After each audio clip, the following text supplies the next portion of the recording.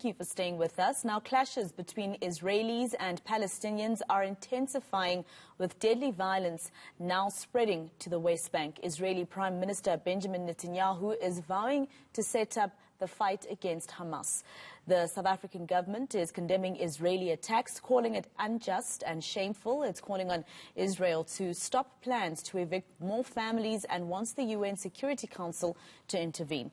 There are also concerns the attacks are a ploy by Netanyahu to stay in power. Let's discuss this now with Ropafadzo Maphosa, the international law expert from the University of Johannesburg. Thank you very much for your time. Now, this is, a war that has been ongoing for quite a number of years, actually decades, if I'm not mistaken. And, there's some people who feel as though our government here in South Africa just condemning what's happening is not enough. But practically, what is it that we can do? Thank you so much for having me, and good morning to your listeners. I think so far what the approach of the South African government has really been similar to that of many other states in terms of condemning what is happening in Palestine right now. Of course, there are stronger steps that could be taken. For example, a couple of years ago when the United States President Donald Trump announced his decision to recognize Jerusalem as Israel's capital, the ANC unanimously resolved to direct the South African government to immediately downgrade the South African embassy in Israel to a liaison office. And South Africa also withdrew its ambassador to Israel, and to date we have still not replaced that ambassador. So this particular step in terms of downgrading the embassy was a practical expression of support to the oppressed people of Palestine. And the downgrade to the embassy as well was a clear message to Israel that there is a price to pay for its human rights abuses and violations of international law. So an official international boycott campaign could be started by various states, including South Africa, and it remains to be seen whether South Africa is willing to implement full sanctions on Israel. We're also reading that the government of Israel is rejecting all offers to reach a ceasefire. Could this really be what media reports are suggesting, that the Israeli Prime Minister, Benjamin Netanyahu, is trying to make sure that he stays in power while there are others who are trying to make him go off? It is possible. It's difficult to say because there are different reports going on at the moment, and but the fact that they refuse to institute a ceasefire could be a signal that this is a politically motivated attack going on against Palestine. But of course, we are aware that Israel has actually been trying to take control of certain pieces of land in the West Bank, or that is actually the occupied Palestinian territory.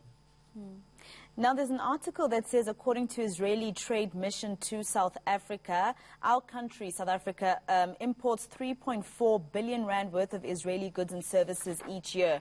And it seems they're suggesting that we stop trade, possibly, to put more sanctions on the country. Is this advisable?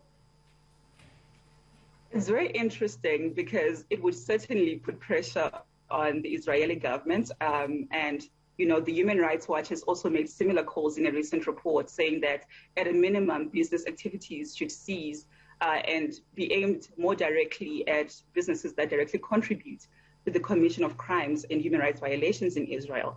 So it would certainly compromise economic opportunities for South Africa to institute any trade restrictions on Israel. So it remains to be seen whether that is something that our state is willing to do, because as we know, such sanctions are really dependent on the willingness of an individual government.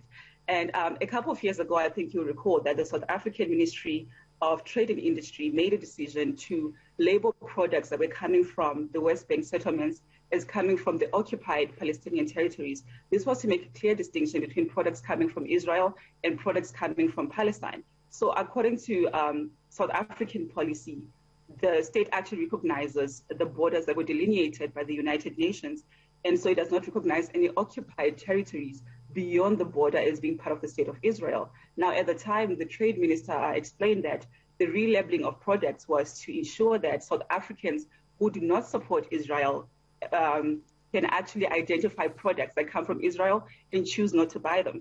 So in a way, South Africa has shown a willingness to enforce trade restrictions, but whether it will go the full way to ensure that we don't trade with Israel at all is a very controversial topic at the moment.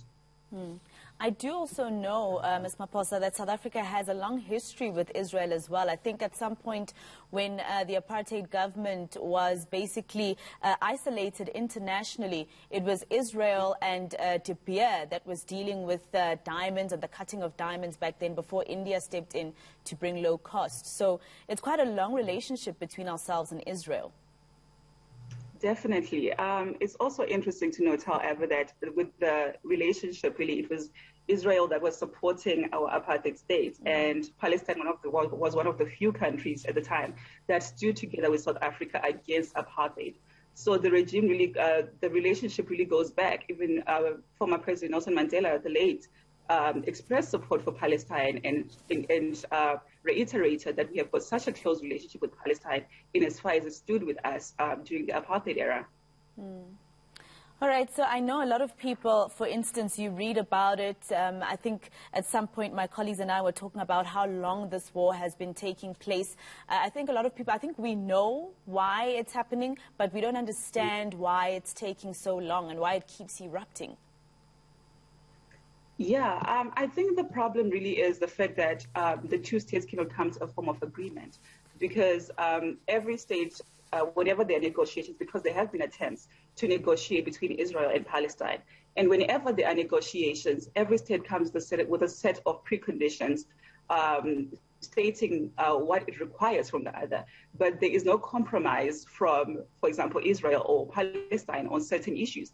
For example, you note that a couple of years back, when there was a UN resolution, I think it was UN Resolution 194, there were certain negotiations that were supposed to take place, but Palestine was claiming the rights of refugees to return to the state, but Israel was not willing to negotiate on this particular issue. So this is one of the reasons why there is going to be extensive conflict between the two states, because the requirements from each state vary greatly from the needs of the other. And you also need to remember that for Palestine, they consider themselves to be de facto occupiers of their land, whereas Israel claims that from a biblical point of view, they also have claim to the land. So because of that, it's very difficult to find a middle ground between Israel and Palestine. I think I was saying to my colleague that, you know, I get nervous sometimes talking about this because I actually said to him, this war is even mentioned in the Bible. But thank you very much, Ropafadzo Maphosa, a researcher at the South African Institute for Advanced Constitutional, Public, Human Rights and International Law at the University of Johannesburg.